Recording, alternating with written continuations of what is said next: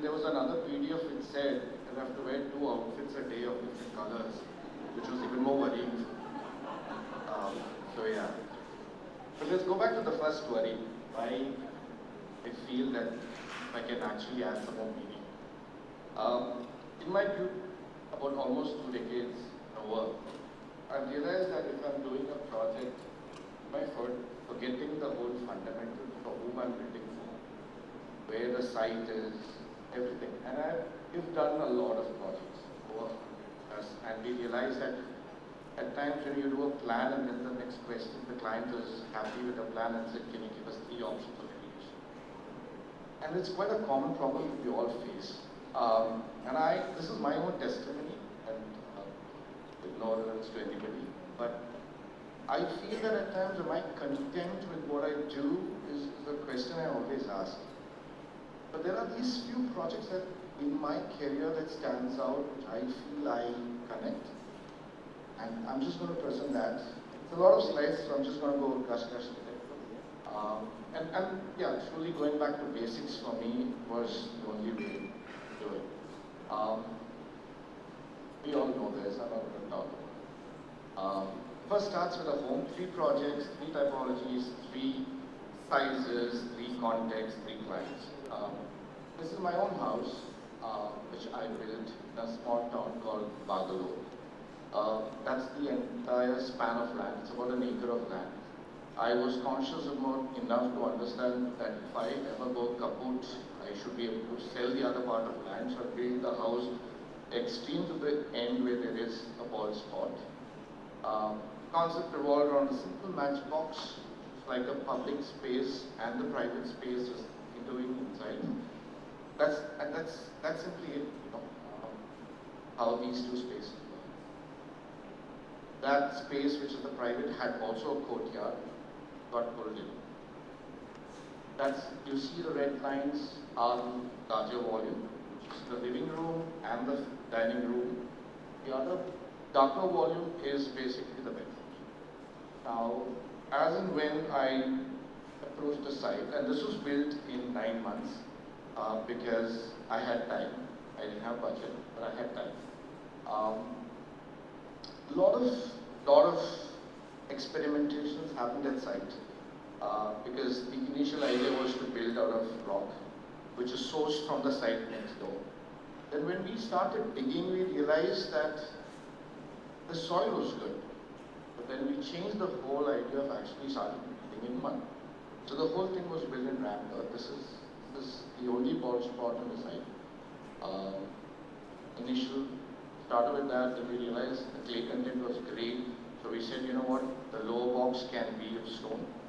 And then we started experimenting, started building. Just kept on. And winter, during monsoon, it started, moss started coming in. Everything was built from site, including the labor source there, stones source there. All my old wooden flooring, which was there in my house, was converted into headboards for the space. The old compound wall chapti stone were used for paving. Yeah. And eventually it turned out like this. Simple, true, lot of jack arches, doors opening. Sorry, Smaran, I have to use velocity in this as well. There you go. Yeah. That's my old wooden flooring, which is actually the headboard. Going fast, but yeah. That's about 2,500 square feet. Now we're going to go for 2 lakh square feet. How can I still bring that same fundamentals into this? This is a corporate office for Malabar Gold, but anything that has to do with glitter and glamour here. Terrain size, multiple levels because this is the main office.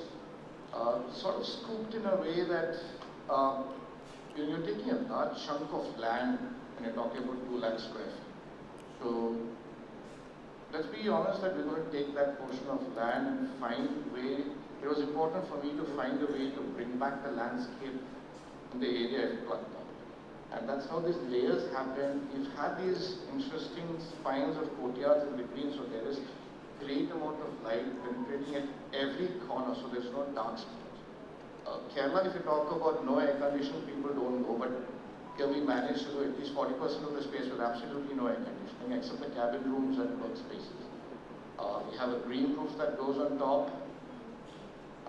This is how the whole section worked. Very minimal cut and fill. It is a massive structure. However, we had 1K podium level, we have the central spine, office blocks, other blocks, the final floor where all the employees and everybody sits, cafeteria, and the green roof on top. Solar completely on top. So eventually it started like this, and today it turned out like this. So I think it makes a lot of difference when you sort of see how you've taken something and if you kind of find a way to bring it back. We think we were a bit successful in bringing back that part of nature back into what we took off from the land. We don't have a problem in growth. We have actually a problem with overgrowth. Finding a way to trim it is a sense of concern now. Yeah, I'm just going to go quickly just to understand how. And it's all very human-centric, how it fits well with being necessary. So each of these spaces have been used very well by the staff. Yeah, this is the last project, I promise.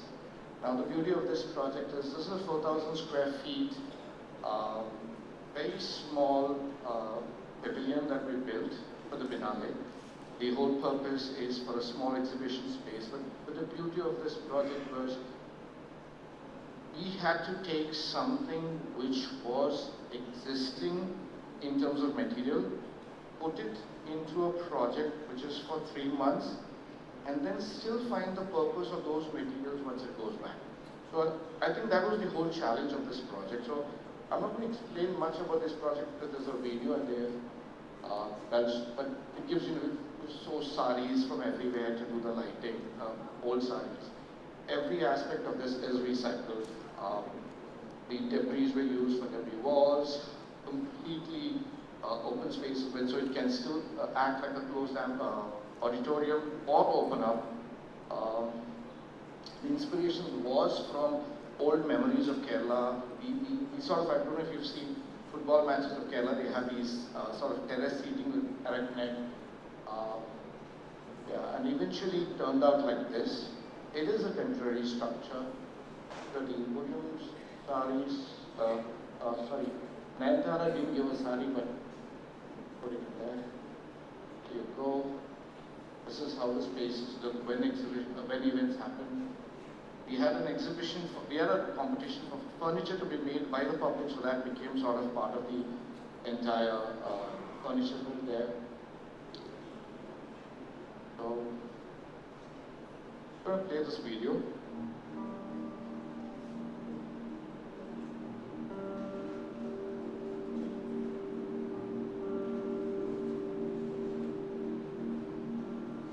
It's interesting that a lot of people ask me the question, are you an artist?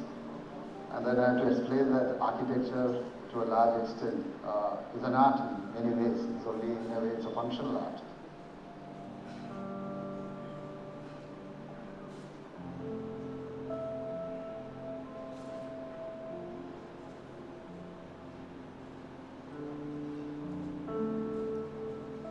Obviously, a place like Kerala would lend itself to this kind of, open pavilion structure, because this is a climate where, this intersection between exterior and interior spaces work very, very well for climate spaces.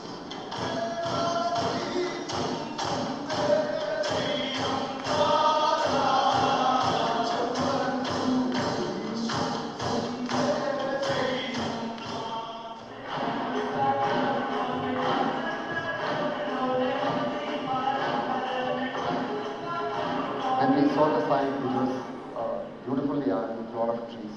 And one of the most important things was to make sure that none of the trees was affected in this whole process. So in a way, it gave us a very clear direction. Our requirement was for air conditioning for all 300 people.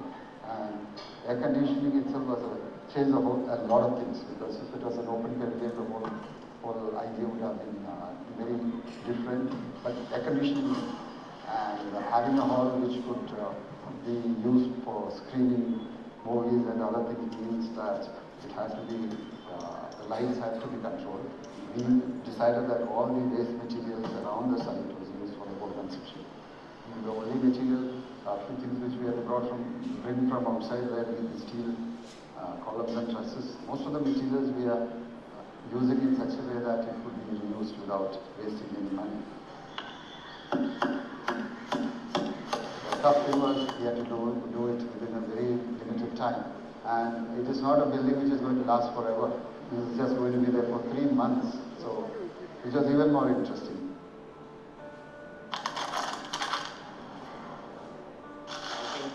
This overlap of art and architecture is incredibly important today.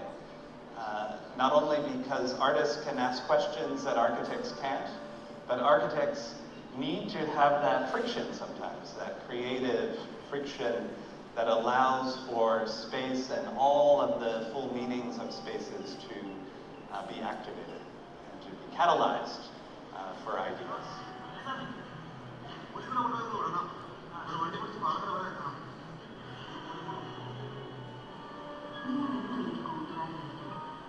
When you enter a place, you feel that you are experimenting. You are going to see experiments, not permanent thing, not the thing which are repeated always, the same old story going. I think here is a story which tells you that you can have new things constantly done, and when it is over, it becomes a part of nature. How can you get that, so that you start with nothing and go back to nothing.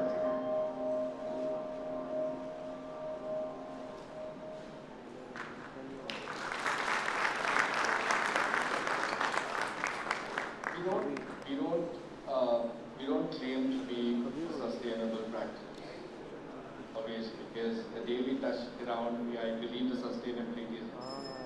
I think I have 1 more minute again. Yeah.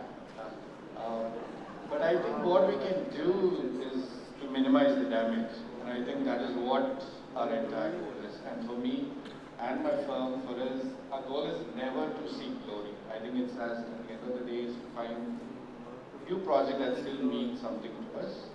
For me, especially, is for that is to go back to this. Thank you.